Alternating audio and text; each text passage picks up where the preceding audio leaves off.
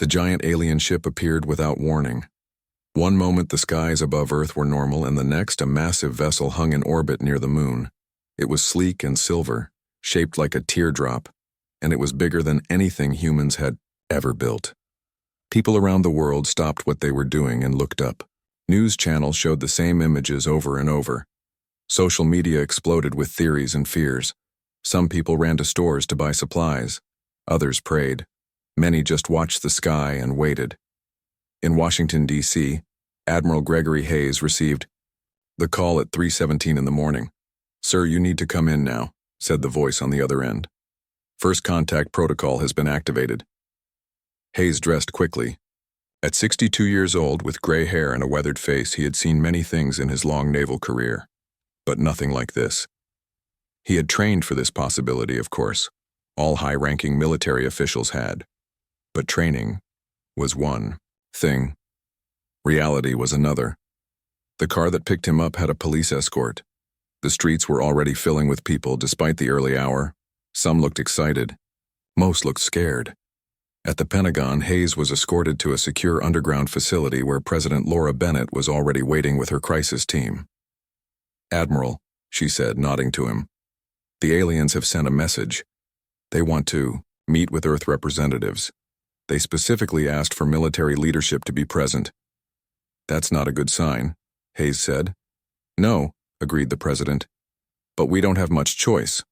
I want you to lead our delegation." 3 hours later, Hayes stood in the East Room of the White House alongside Dr. Olivia Martinez and Special Envoy Paul Winters.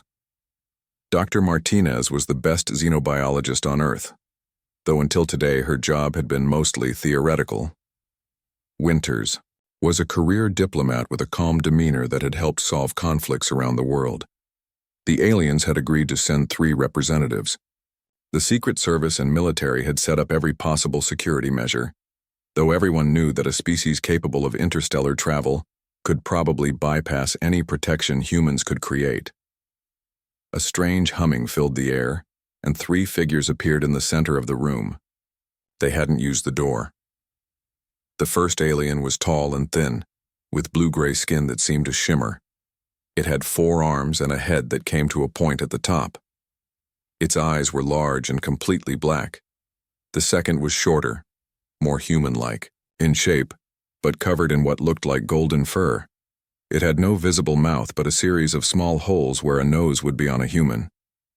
The third alien was the strangest. It appeared to be made of semi-transparent crystal. Light bent through its body in ways that made it hard to look at directly. "Greetings, people of Earth," said the tall blue alien, though its mouth didn't move. The words seemed to form directly in the minds of everyone present. "I am Zortak of the Venlari. With me are Mina of the Orstari and Zell of the Kalatri. We represent the Galactic Council." President Bennett stepped forward. "On behalf of humanity, welcome to Earth. I am President Laura Bennett of the United Earth Government." "We know who you are," said Zortak. "We have studied your species for many centuries." A murmur went through the human delegation. Hayes felt a chill go down his spine. They had been watching all this time. "May I ask why you've chosen now to make contact?" asked Hayes. The golden-furred alien, Mina, moved forward. Its mental voice was lighter, almost musical. "We come to you in our darkest hour. The Galactic Council has existed for over 50,000 of your years. We have brought peace and progress to over 300 sentient species. But now we face a threat we cannot overcome alone." "What kind of threat?" asked Dr. Martinez. Crystal being Zell moved. Its voice in their minds was strange, like the ringing of bells. "They are called the Devouring Swarm, a hive mind species that consumes all in its path. They have already destroyed 3 council worlds. Billions of lives have been lost." "And you've come to warn us?"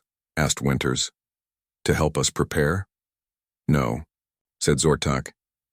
"We have come to ask for your help." The room fell silent. "Our help?" Hayes finally said. "Against an enemy that your advanced civilization can't defeat? What could we possibly offer?" "Hope," said Mina. Our predictive models show the swarm will reach your solar system within one standard rotation of your planet around your sun. But the models also show something else. You humans possess something unique, an unpredictable nature that might be the key to defeating them. The crystal alien moved closer to Dr. Martinez. Your species processes fear differently than any other sentient race we have encountered. The swarm paralyzes its victims with terror before consuming them. But humans use fear as fuel. Hayes looked at the aliens with suspicion. Let me get this straight. You've been watching us for centuries, never made contact. And now, you want our help fighting your war? Zortak bowed its pointed head. We understand your suspicion, Admiral Hayes. The Council has debated making contact with Earth many times over the centuries. Your species has great potential, but also great capacity for self-destruction. We feared premature contact might disrupt your natural development. But now you're desperate, said Hayes. Yes, admitted Zortak without shame. We are desperate. Our scientists believe your species possesses a unique neurological pattern that makes you resistant to the swarm's mind control. We beg you, save yourselves and in doing so, save the galaxy. President Bennett looked at Hayes, then at Martinez and Winters. The weight of the moment was clear on her face. We will need to discuss this with our full government, she said, and we will need much more information about this enemy. Of course, said Mina. We have brought full data packages on the swarm, their biology, their technology, and their attack patterns. We can also offer technological assistance, added Xil. Your species has made remarkable progress, but you will need more advanced weapons and defenses to fight the swarm effectively. And if we refuse? Asked Hayes. The three aliens looked at each other, and a feeling of deep sadness filled the room. Then, the swarm will come, said Zortak, and Earth will fall, as have all worlds before it. And after Earth, the rest of the galaxy will follow. Hayes felt a cold certainty settle in his chest. Humanity had just been drafted into a war they didn't ask for, against an enemy they didn't know, to save a galaxy they had only just learned existed. The universe had suddenly become much larger and much more dangerous. Show us everything you have on this swarm, he said, then we'll decide how to proceed. The aliens bowed in unison. They had made their plea. Now it was up to humanity to answer. The news spread quickly across Earth. Aliens were real. They had come in peace, but they brought news of war. A terrible enemy called the Devouring Swarm was coming, and somehow humanity was supposed to help stop it. In the large meeting room of the United Earth Government headquarters, voices grew louder as the debate heated up. It had been 3 days since the aliens arrived, and Earth's leaders still couldn't agree on what to do. General Samantha Miller slammed her fist on the table. She was a tall woman with short gray hair and a face that rarely smiled. Every minute we waste talking is a minute we could spend preparing. The swarm is coming whether we like it or not, and we only have the aliens' word for that, said Secretary of Defense Alan Rogers. He was a thin man with suspicious eyes. How convenient that they need us now, after watching us for centuries. This could be a trick. To what end? Asked Dr. Olivia Martinez. She had spent the last 3 days studying the biological data the Council had shared. The Council has technology far beyond ours.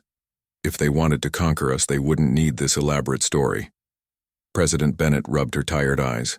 She hadn't slept much since the aliens arrived. What have you learned from their data? Dr. Martinez? Dr. Martinez stood and displayed some images on the large screen. They showed strange insect-like creatures with multiple limbs and glowing eyes. The swarm operates as a hive mind, she explained. They communicate using a type of psychic link. When they attack, they broadcast a signal that causes extreme fear in most sentient species. This fear paralyzes their victims, making them easy to capture or kill. And humans are immune to this? Asked Admiral Hayes. Not immune, said Dr. Martinez, but different. Our brains process fear differently. When most species feel fear, they freeze. When humans feel fear, we can channel it into action, fight or flight. The Council believes this makes us uniquely suited to combat the swarm. The room grew quiet as everyone considered this information. If the swarm is coming anyway, said President Bennett slowly, we have nothing to lose by accepting the Council's help. Their technology could give us an edge. Or make us dependent on them, warned Rogers. I think we should prepare for war, said General Miller. But on our terms. We accept their help, but we maintain control of our forces. Earth's defense must be led by humans. Admiral Hayes nodded in agreement.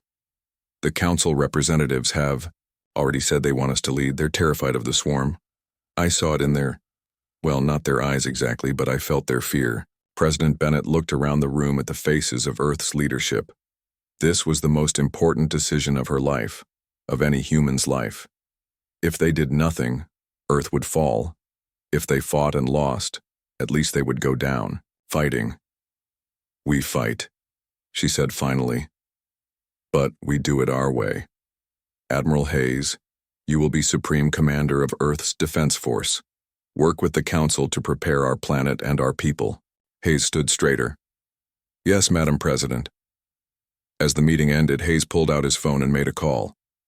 There was one person he needed now. Someone who thought differently than any military commander he knew. Get me Jack Russell, he said. Jack Russell was fixing his old truck when the government car pulled into his driveway. He lived in a small house in the mountains of Colorado, far from the cities and the crowds. At 45, with a strong build and a beard flecked with gray, he looked younger than his years except for his eyes. They had seen too much. Two men in suits approached him. Commander Russell, Admiral Hayes requests your presence immediately. Russell wiped his hands on a rag. I'm not commander anything anymore. I retired 5 years ago. Sir, this is a matter of planetary security. Russell sighed. He had seen the news about the aliens. He had hoped they wouldn't come for him, but deep down he had known they would. 6 hours later, Russell stood in Admiral Hayes' office in Washington. Maps and screens covered the walls, showing Earth and the space around it. Jack, said Hayes, standing to shake his hand. Thank you for coming. Didn't give me much choice, did you, Greg? Said Russell, but he smiled slightly. They had served together years ago before Russell left the service. You've heard about our visitors? Asked Hayes. Hard to miss, said Russell. Aliens want our help fighting space bugs. Hayes chuckled despite the serious situation. That's one way to put it. I'm putting together a defense force. I need your unconventional thinking. Russell walked to one of the screens, which showed a massive construction yard in orbit above Earth. Council engineers were helping human workers retrofit Earth ships with alien technology. Why me? Asked Russell. I'm not exactly a team player, that's why I left. Because you led the first human mission beyond our solar system, said Hayes. Because you think outside the box. And because when things got bad on that mission, you didn't freeze. You acted. Russell was quiet for a moment, remembering the accident that had killed 3 of his crew, the decisions he had made to save the rest. The aliens say the swarm is coming in about a year, continued Hayes. They're helping us upgrade our ships, teaching us how to use new weapons, but technology isn't enough. We need strategy, tactics that the swarm hasn't seen before. Russell watched the screens where Earth's small fleet was being transformed. They're terrified, aren't they? These ancient aliens with their advanced technology. Hayes nodded. I can see it every time we meet.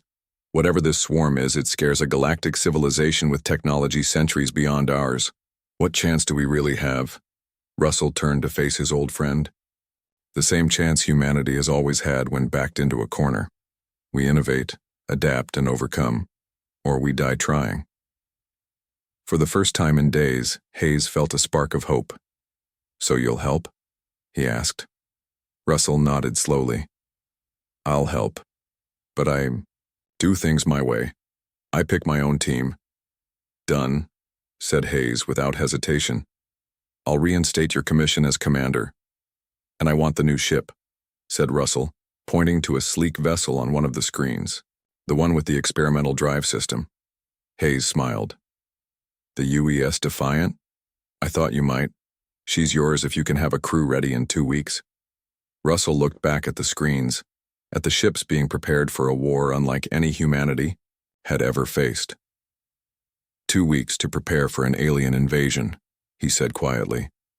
Not exactly how I planned to spend my retirement. But deep down, Russell felt something he hadn't felt in years. Purpose. Earth needed him. The galaxy needed him. And maybe, just maybe, humanity's unique way of thinking would be enough to save them all. 3 months passed quickly. Earth changed more in those months than it had in the last 50 years. With the help of alien technology, humans built ships and weapons they had only dreamed about before. Old enemies became allies. Countries shared resources and knowledge. For the first time in history, all of humanity stood united against a common threat. Commander Jack Russell stood on the bridge of the UES Defiant. The ship was the pride of Earth's new fleet. It combined the best of human design with advanced, alien technology. Through the large view screen, Russell could see other ships moving into position. Some were human vessels with new weapons. Others were council ships with mixed crews. "Status report," Russell said to his crew. Lieutenant Danielle Wright looked up from her console. She was young, barely 30, with short black hair and sharp eyes. As the ship's tactical officer, she was in charge of weapons and defense. "All systems ready, Commander. Fleet is in position. Council ships report ready as well." "Good," said Russell. "And our guests?" "In the observation room, sir," said Wright. "They seem nervous." Russell wasn't surprised. The 3 council representatives aboard the Defiant, 1 Venlari, 1 Orstari, and 1 Kalatri, had grown more anxious as the fleet moved to the edge of the solar system. According to their calculations, the swarm would arrive any day. "Now keep an eye on long-range sensors," Russell ordered. The swarm could show up anywhere. Russell left the bridge and went to the observation room.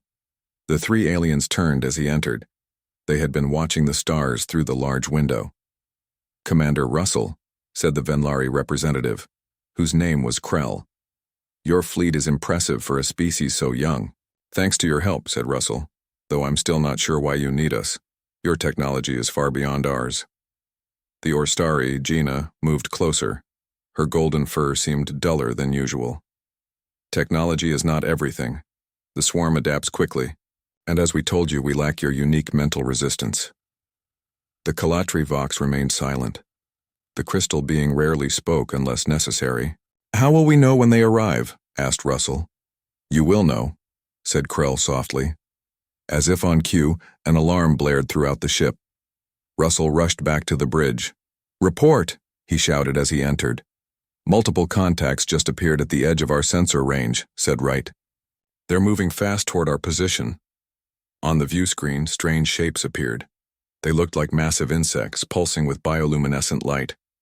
The ships were organic, alive in some way. "That's them," whispered a voice behind Russell. Krell had followed him to the bridge. The alien was trembling. "The swarm." Russell noticed something odd. The council representatives were frozen in place, their eyes wide with fear. But the human crew, while clearly nervous, continued to function. "All vessels, engage according to Plan Delta," Russell ordered calmly. The human-led fleet began to execute complex evasive maneuvers that no council tactical AI had predicted possible. The swarm ships fired first, sending strange energy pulses toward the fleet. 2 council ships were hit and immediately stopped responding. "Return fire," ordered Russell. The Defiant shook as its weapons released powerful energy beams. They struck one of the swarm ships, tearing through its organic hull. The creature ship writhed in pain. "Direct hit," shouted Wright. "But they're still coming." More swarm ships appeared. There were dozens now, maybe hundreds. "We need to coordinate our fire," said Russell. "Target the largest ships first." The battle grew more intense. Earth ships moved quickly, firing and retreating, using tactics that confused the swarm. But there were too many enemy ships. 3 Earth vessels were destroyed in the initial exchange. "Sir, I'm detecting a pattern in their movements," said Wright, studying her console. "The swarm ships are communicating using quantum entanglement. That makes them nearly impossible to jam." "But," prompted Russell, hearing something in her voice. "But it also means they're connected. If we can identify the Queen ship coordinating this attack wave, we might be able to disrupt their entire formation," Russell thought quickly. It was a risky, plan, but they needed something to change the tide of battle. "Do it," he said. "Take whatever resources you need." Wright nodded and quickly gathered a team. They began analyzing the movement patterns of the swarm ships, looking for the command node. Meanwhile, the battle continued to rage. The council ships were taking heavy damage. Their crews, paralyzed by the swarm's fear projection, could barely function. Only the ships with human officers were fighting effectively. "There!" shouted Wright after 20 tense minutes. "That larger ship in the center of their formation. It's giving orders to the others. I can track the quantum signals." Russell studied the ship she indicated. It was bigger than the others, with more glowing parts that pulsed in complex patterns. "Can we reach it?" he asked. "Not with the main fleet," said Wright. "But a small, fast ship might get through." "Like a fighter squadron," suggested Russell. Wright nodded. "I can lead it." Russell hesitated. It was a dangerous mission, possibly a suicide run. But they were running out of options. "Do it," he said finally. "Take our best pilots." Wright quickly left the bridge. Minutes later, a squadron of 12 small fighters launched from the Defiance Bay. Wright led them in a tight formation, weaving through the battle toward the Queen ship. The swarm noticed the small ships and moved to intercept them. Several fighters were destroyed immediately. Others took damage but kept going. "We're down to 5 ships," Wright reported over the comm. "But we're getting close." Russell watched on the view screen as the remaining fighters approached the Queen ship. They were so small compared to the massive organic vessel. "Fire everything when you're in range," he ordered. The fighters released all their weapons at once. The combined energy struck the Queen ship at its central node. For a moment, nothing happened. Then the ship began to convulse. Bright energy cascaded across its surface, and then it exploded. The effect on the other swarm ships was immediate. They began moving erratically, bumping into each other, firing randomly. "They've lost coordination," said Russell in amazement. "Lieutenant Wright, get your people back here now." Only 3 fighters made it back to the Defiant. Wright was one of them. Her ship was damaged, but she was alive. As the crippled swarm, vessels retreated, a strange silence fell over the bridge. They had won. Humanity had faced the unstoppable swarm and driven them back. Krell approached Russell slowly, looking at him with new respect. "In 50,000 years, no species has survived. First contact with the swarm, let alone driven them back. How did you manage such coordination under their fear projection?" Russell shrugged. "We've been afraid before, we've learned to use it." He turned back to the view screen, watching the swarm ships disappear into the darkness of space. "They'll be back," he said quietly. "And next time, they'll be ready for us." But for now, Earth had won its first battle against the swarm. And somewhere in the vast Galactic Council, word was spreading. The humans had done the impossible. They had given the galaxy something it had lost long ago: hope. News of Earth's victory spread quickly through the galaxy. For the first time in decades, the Galactic Council felt hope. The humans had done what no other species could do. They had faced the swarm and won. Thousands of alien volunteers arrived at Earth, eager to learn the human way of fighting. They came from hundreds of different worlds, all united by their fear of the swarm and their new hope in humanity. Dr. Olivia Martinez worked day and night with council scientists in a large laboratory.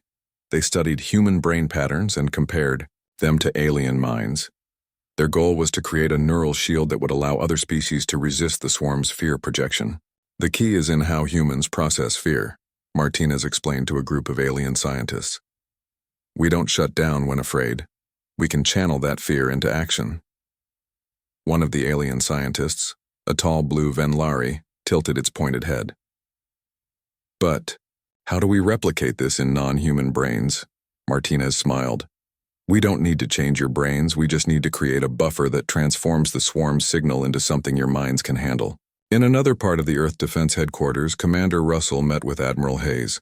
They stood before a large holographic map showing swarm territory. "The swarm will be back," said Russell. "And next time they'll be ready for us. We need to take the fight to them." Hayes looked concerned. That's risky. The Council advises a defensive strategy. They say attacking the swarm directly might provoke an even larger response. With respect, sir, sitting here waiting isn't a strategy, said Russell. The swarm is still consuming worlds at the edge of Council space. We need to hit them before they recover from our first victory. Hayes studied the map. What do you propose? A strike force, Mater, said Russell. Fast ships, mixed human and alien crews. We find their main hive and hit it hard. Hayes was quiet for a long moment. The Council won't like it. We're not fighting this war for the Council, said Russell. We're fighting for Earth and every other world that can't defend itself. Finally, Hayes nodded. I'll talk to President Bennett. If she approves, you'll lead the mission. 2 weeks later, President Bennett stood before the United Earth Government and Council representatives. The room was tense as she announced the decision. Earth will not wait for the next attack, she said firmly. We will take the fight to the swarm. Commander Russell will lead a joint Earth Council fleet into swarm territory to strike at their heart. The Council representatives murmured among themselves. They were not used to such aggressive tactics. For thousands of years they had focused on defense and containment. Attack was not their way. This is too dangerous, said one council elder. The swarm will respond with even greater numbers. Perhaps, said Bennett. But each day we wait, more worlds fall, more people die. We must act now. In the end, the mission was approved. The joint fleet was named Operation Vanguard. The flagship would be the UES Intrepid, a new vessel even more advanced than the Defiant. Commander Russell would lead the tactical operations. As preparations began, Russell met his second-in-command, Captain Nicole Reeves. She was a veteran of Earth's old Space Force with experience in deep space missions. Captain, Russell greeted her. Welcome to Operation Vanguard. Reeves shook his hand firmly. Thank you, Commander. Though I have to admit, I have some concerns. Such as, asked Russell. We're heading into completely unknown territory with aliens who, until recently, thought we were too primitive to contact. Russell nodded. Fair point, but we've proven ourselves in battle, and right now we're the best hope the galaxy has. That's what worries me, said Reeves quietly. Over the next month, the fleet prepared for its mission. Dr. Martinez's team made a breakthrough with their neural shield. Initial tests showed it could allow alien species to maintain cognitive function in the presence of the swarm's fear projection. It's not perfect, Martinez told Russell during a briefing, but it should give our alien allies a fighting chance. Good work, Doctor, said Russell. We'll need every advantage we can get. The day of departure came quickly. The Operation Vanguard fleet gathered in orbit around Earth. It consisted of 30 ships, 15 from Earth and 15 from various council worlds. All had mixed crews with humans serving in key positions on every vessel. Standing on the bridge of the Intrepid, Russell addressed the fleet. This is Commander Russell to all ships. Today we begin a mission unlike any in human history. We're not just defending our world anymore. We're defending all worlds against an enemy that threatens every living being in the galaxy. The Compor believes fear is their greatest weapon, but they've never faced humans before. We know fear, we've lived with it throughout our history, and we've learned to use it, to turn it into courage and determination. Today we take that lesson to the stars, for Earth, for the Council, for all life in the galaxy. Operation Vanguard is now underway. The fleet moved out, leaving Earth behind. They traveled using advanced jump technology provided by the Council. Each jump took them deeper into unknown space, closer to swarm territory. After 3 days of travel, they reached the border of what the Council maps marked as swarm space. Immediately, their sensors detected enemy vessels. Swarm ships approaching, reported Lieutenant Wright, who had been transferred to the Intrepid after her heroic actions in the previous battle. They know we're here. All ships, battle formations, ordered Russell. Remember your training, stay focused. The swarm's fear projection won't work if you don't let it. The swarm fleet was massive, much larger than the force that had attacked Earth. Hundreds of organic ships moved toward Operation Vanguard like a tide of living darkness. "They were waiting for us," said Captain Reeves, standing beside Russell. "They knew we'd come." Russell nodded grimly. "Maybe, but they don't know what we're capable of." The two fleets clashed in a brilliant display of energy weapons and explosions. The human strategy was bold and unpredictable, confusing the swarm's usual tactics. The neural shields helped the alien crews resist the fear projection, though not perfectly. Some still froze in terror at critical moments. The battle was brutal and costly. 3 Vanguard ships were destroyed in the first hour, but they were taking swarm ships with them, disrupting the enemy's coordination with targeted strikes. "We're making progress," said Russell, watching the tactical display. "But there are too many of them. We need to find their command center, again." Before they could form a new plan, a group of swarm ships broke through their defenses and headed straight for the Intrepid. "Brace for impact," shouted Russell. The Intrepid shook violently as swarm weapons struck its hull. Warning lights flashed across the bridge consoles. "Hull breach on decks 5 through 8, reported an officer. "Swarm boarding parties detected." Russell grabbed his weapon. "Seal the affected sections. Security teams to all breached areas." The battle was no longer just in space. It had come aboard their ship. The war for the galaxy had truly begun. The swarm creatures moved through the corridors of the Intrepid like a living nightmare. They had 6 legs and bodies covered in hard shells. Their eyes glowed with an eerie blue light. Where they touched the ship's walls, strange growths began to spread. Lieutenant Kevin Martin led the defense against the boarding parties. He and his security team moved quickly through the ship, adapting their tactics as they learned more about the enemy. "Standard weapons aren't working well against their armor," Martin reported over the comm. "We need something stronger." Russell fought alongside another group of defenders. He had seen many terrible things in his career, but the swarm creatures were unlike anything from Earth. They moved with a hive-mind intelligence, coordinating perfectly without speaking. "Engineering. This is Commander Russell. We need more firepower against these things." The ship's chief engineer responded quickly. "Sir, we might be able to reroute plasma from the damaged conduits. It should burn through their shells." "Do it," ordered Russell. Within minutes, the defenders had improvised new weapons using the ship's own systems. The superheated plasma cut through the swarm's armor, finally giving the humans an advantage. Meanwhile, on the bridge, Captain Reeves continued to direct the space battle. The Vanguard fleet was fighting bravely, but they were outnumbered. "We need to find their queen," said Reeves. "Just like in the first battle." Lieutenant Wright, still at her tactical station despite the chaos, nodded. "I'm scanning for the same quantum signature patterns, but this fleet is different. The signals are more dispersed." Outside the ship, the battle raged on. Earth vessels used unpredictable maneuvers that confused the swarm. Council ships, their crews protected by Dr. Martinez's neural shields, were fighting more effectively than ever before. After an hour of intense fighting, the boarding parties on the Intrepid were finally contained.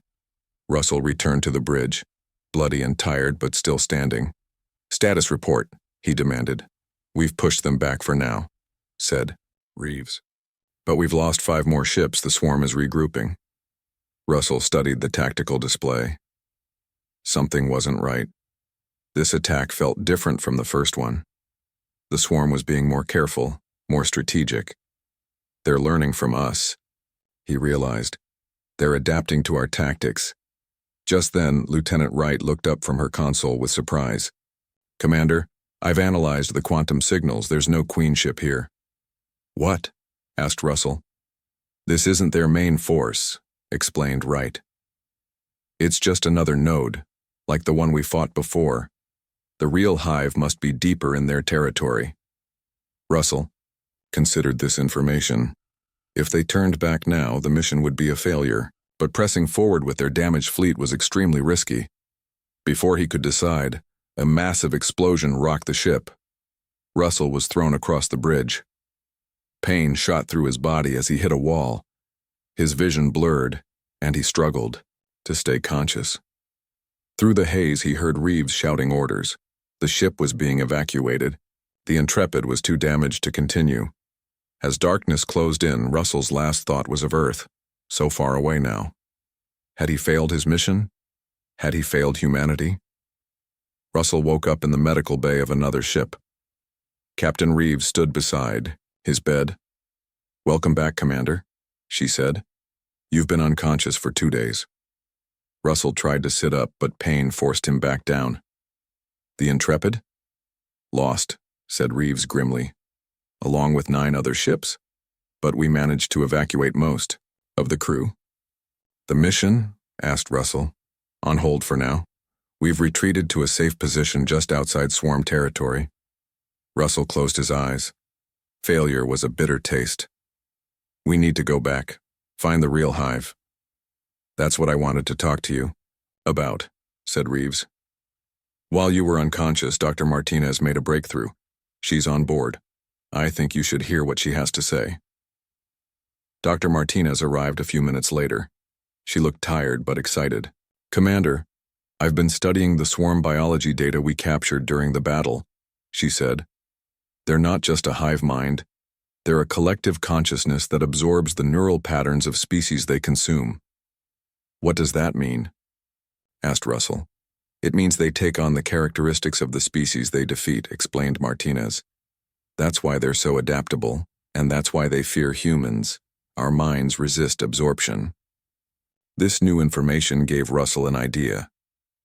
"So if we can't destroy them completely, we might be able to change them," finished Martinez.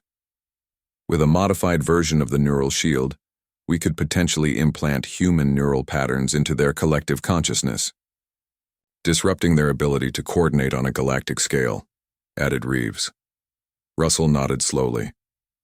A new plan was forming in his mind. "How soon can you have this modification ready?" "A few days," said Martinez. "But we'll need to deliver it directly to their central hive, which we still need to find," said Reeves. "Then that's our new mission," said Russell, forcing himself to sit up despite the pain. "Captain Reeves, you're in command until I recover. Prepare what's left of our fleet. We're going after the swarm's heart." 5 days later, the remaining ships of Operation Vanguard moved deeper into swarm territory. They followed a trail of devastated worlds, each one stripped of all life by the passing swarm. Russell, back on his feet though still not fully healed, stood on the bridge of their new flagship. The neural disruptor device created by Dr. Martinez was ready. Now they just needed to find the central hive and deliver it. Long-range scans finally detected something massive at the center of swarm territory, an organic structure the size of a small moon. "That's it," said Russell. "The central hive." The swarm's main defense force surrounded the hive, thousands of ships protecting their heart. It was the largest space battle in galactic history. While the main fleet engaged the swarm's defenses, a small strike team led by Russell and Lieutenant Wright prepared to infiltrate the hive in a stealth vessel. Dr. Martinez joined them, carrying the neural disruptor. "This is a one-way trip, isn't it?" asked Wright as they boarded the small ship. "Probably," admitted Russell. "But if we succeed, we save the galaxy. Seems like a fair trade." As their ship slipped past the massive battle toward the hive, Russell thought about Earth, about humanity's brief history among the stars. Whatever happened next, humans had proved they belonged in the galactic community. They had brought hope where there was none before. Now they just had to finish the job. The fate of all life in the galaxy depended on it.